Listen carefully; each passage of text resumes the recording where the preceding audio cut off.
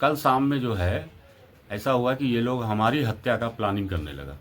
5 लोग मिलकर, जिससे 2 लोगों को हम अच्छी तरह जानते हैं। एसएसपी साहब से हम ये चाहेंगे कि बस अगर आपको जरा सा भी रहम है तो मेरी जान को बचा ली जाए, नहीं तो मेरी हत्या निश्चित है।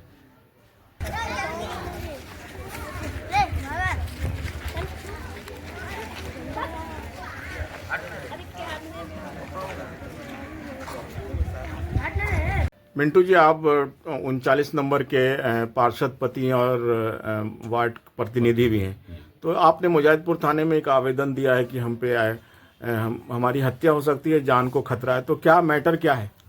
देखिए, मैटर ये है कि ये एक लड़का है जो अदनान नाम का लड़का है।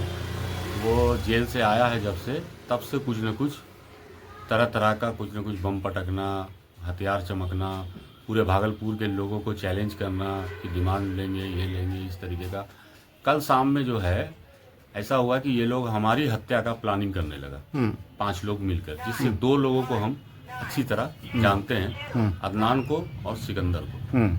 तो उसके विरुद्ध जो है मैंने रात में ही एफआईआर दिया है।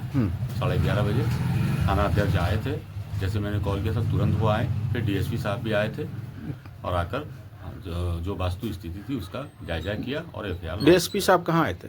हमारे घर पे आए थे। अच्छा, क्या पूछ रहे थे वो? डीएसपी साहब पूछे कि क्या है, अभी आपको क्या खतरा? तो हम जो एफआईआर में दिए हैं कि पूर्व में डिमांड वगैरह योजना का जो काम हम करते हैं, वो डिमांड और बम पटकना और हमको डराना, दहशत देना और मेरे सहयोगियों को दहशत देने के नियत से ये लोग हथियार चमका रहे हैं और इस तरीके का हथियार को वीडियो भी वायरल कर रहे हैं, जो वीडियो मेरे पास प्राप्त है, जो मैंने थाने को उपलब्ध कराया है। और इसके पीछे लोगों का एक अपना सरगना है, इसका एक सरदार है, जिसको मैं वरीय पदाधिकारी के पास खोलूंगा, क्योंकि ये लोग चाहते हैं कि इन लोगों का जो ऐलान है कि जो कल्लू की हत्या जो 22 तारीख को हुई है इसी महीने में, तो इन लोगों का मिशन है कि इसी महीने के अंदर मिंटू कुरैशी की भी हत्या हो, जिससे हमारा रास्ता क्लियर हो जाए। मिंटू कुरैशी को क्यों मारना चाहते हैं? मिंटू कुरैशी को मारना ये चाह रहा है कि मिंटू कुरैशी धीरे धीरे यहाँ पे लोकप्रिय हो रहा है। अच्छा।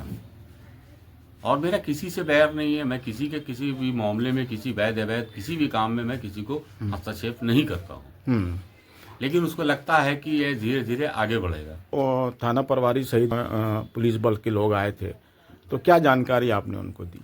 जो भी स्थिति था, जो एफआईआर में है मेरे।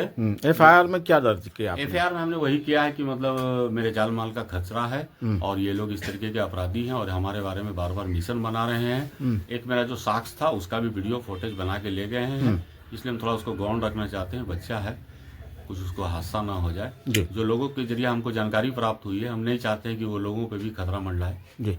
तो डीएसपी राकेश जी आए तो राकेश जी ने आपने क्या जानकारी राकेश सर को? डीएसपी राकेश सर को जो भी था और जो भी वास्तु स्थिति थी, सारे चीज से उनको कन्विंस करा दिया कि वजह क्या है सर। वो सारी वजह को जानते हैं और जान गए हैं और बोले हैं कि उचित कार्रवाई करेंगे। जैसा अभी हमको थोड़ा देर पहले जानकारी हुई कि कुछ गिरफ्तारियां भी हुई।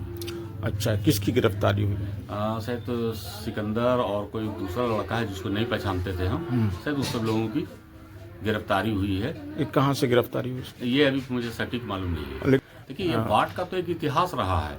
इस बाढ़ का जहाँ भी भागलपुर में हत्या हुआ है, एक बच्चा यहाँ से है।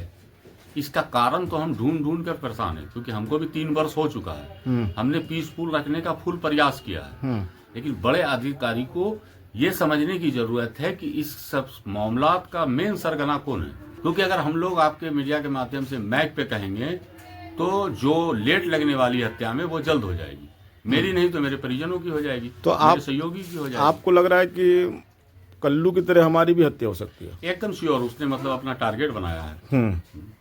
टारगेट बनाया और हमने बहुत गुहार लगाया है, क्योंकि कल्लू हत्याकांड में ही शूटर के कहने पे हमको फंसा दिया गया था, जिसका हम लोग हाईकोर्ट गए हैं।